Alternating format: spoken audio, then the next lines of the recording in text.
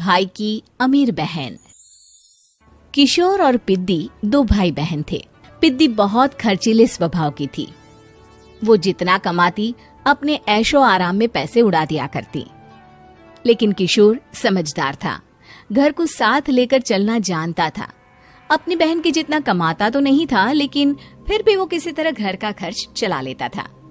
एक दिन पिद्दी किशोर से कहती है, किशोर तुम थोड़ा ज्यादा क्यों नहीं कमाते? मेरे दोस्त रोज मेरा मजाक उड़ाते हैं। अरे बहन, मैं कोशिश तो कर रहा हूँ। अच्छा सुनो, अगले महीने रक्षाबंधन है, मुझे सोने का हार चाहिए, इससे कम कुछ भी ना लूंगी। अरे दिला दूंगा बहन। किशोर को पूरी रात नींद नहीं आती। उसके दिमाग में बस ये चल रहा था कि उसकी माली हालत इतनी बिगड़ चुकी है, अब वो सोने का हार कहाँ से लाएगा।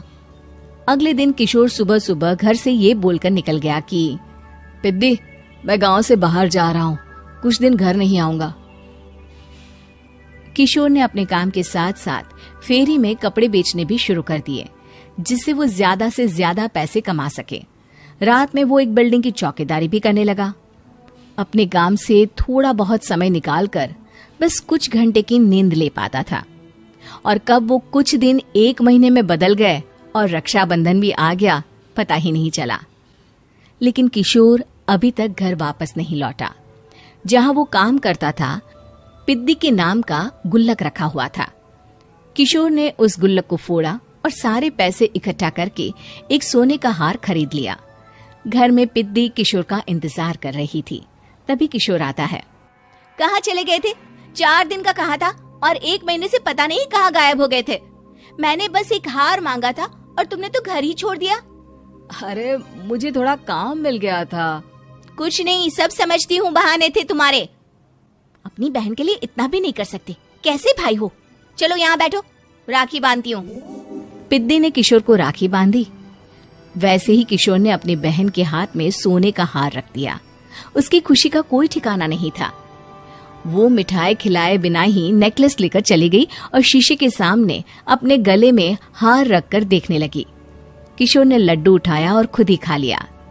ऐसे कई साल गुजर गए। एक दिन पिद्दी की नौकरी छूट गई। अब वो पूरी तरह किशोर पर डिपेंड हो गई थी। आए दिन किशोर को अपने महंगे महंगे शौक गिनाकर उससे पैसे मांगा करती थी। किशोर कुछ पैसे देना, मुझे पार्लर जाना है। किशोर बिना कुछ बोले उसे पैसे दे देता। ये क्या, 500? अरे इतने में तो मुझे पार्लर में एंट्री मिलेगी बस। अच्छा देता हूँ ना ज्यादा। अरे कैसे भाई हो, अपनी बहन के लिए इतना भी नहीं कर सकते। किशोर ने जेब से 2000 का नोट निकाला और उसे दे दिया।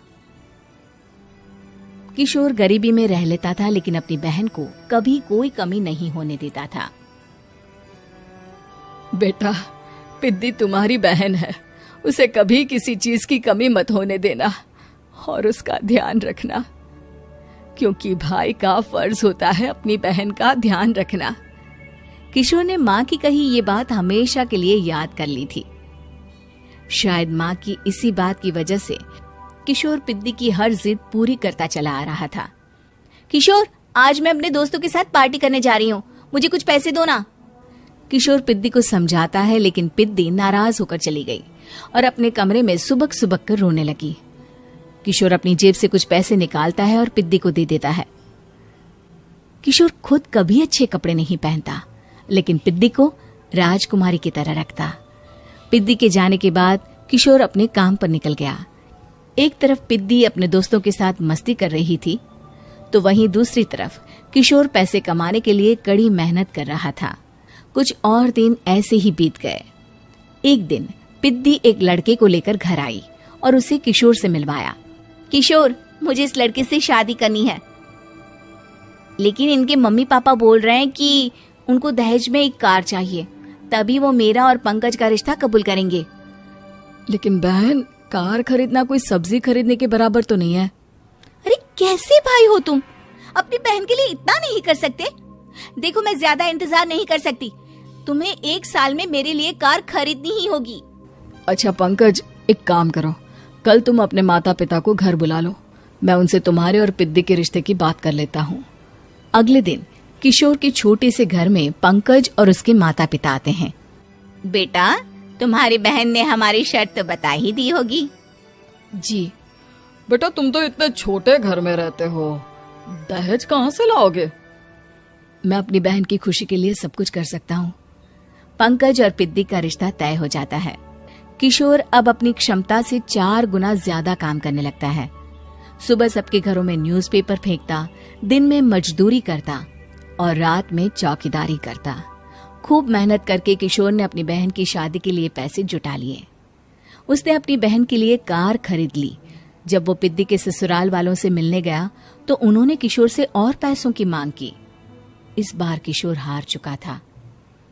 पिद्दी माफ करना, मैं तुम्हारी शादी उस लड़के से नहीं कर सकता। वो लालची लोग हैं, उन्हें सिर्फ पैसों से मतलब है। देखो किशोर, मैं पंकज से ही शादी करूंगी। क्योंकि पिद्दी ने तो किशोर की बात न मानने की जैसे कसम खा रखी थी। किशोर ने पंकज को घर बुलाया। पंकज, तुम अपने माता पिता को समझाते क्यों नहीं हो? भैया, वो हमारी शादी के लिए मान गए, मेरे लिए तो यही बहुत बड़ी बात है। हम एक काम कर सकते हैं, दहेज की रकम में से कुछ पैसे मैं आपको दे देता हूँ। अरे लेकिन समाज वाले क्या कहेंगे? अरे जब दुनिया को पता चलेगा तब ना। अच्छा, कुछ पैसे मैं अपने मालिक से कर्ज में ले लेता हूँ। कुछ पैसे पंकज देता है, कुछ वो कर्जा लेता है और अपनी उम्र भर की कमाई वो अपनी बहन की शादी में लगा देता है। आखिर में पंकज और पिद्दी की शादी हो जाती है। पिद्दी की विदाई के बाद किशोर बिल्कुल अकेला पड़ जाता है। अब उसका कमाने में भी मन नहीं लगता। उधारी वाले रोज घर में आकर बैठ जाते हैं। अरे किशोर, अब तो पिद्दी की शादी को 5 साल हो गए, अब तो हमारा पैसा लौटा दो। चाचा, पिद्दी के जाने के बाद किसी भी काम में मन नहीं लगता। अरे तो हमारा पैसा कैसे वापस मिलेगा? जी, कुछ करता हूँ मैं। किशोर के ऊपर बहुत सा कर्जा चढ़ गया था, इसलिए उसने तय किया कि वो ये घर बेचकर सबके पैसे लौटा देगा। अगली सुबह शहर के किसी साहूकार को उसने अपना घर बेच दिया और सबके पैसे लौटा के वो गांव छोड़कर चला गया। पिद्दी ने शादी के बाद कभी अपने भाई का हाल तक नहीं पूछा। किशोर को फर्क नहीं पड़ता था। बस ससुराल में उसकी बहन खुश है, ये जानकर उसे खुद की खुशी मिलती थी और ये सोचकर कि उसने माँ से किया हुआ वादा पूरा कर दिया।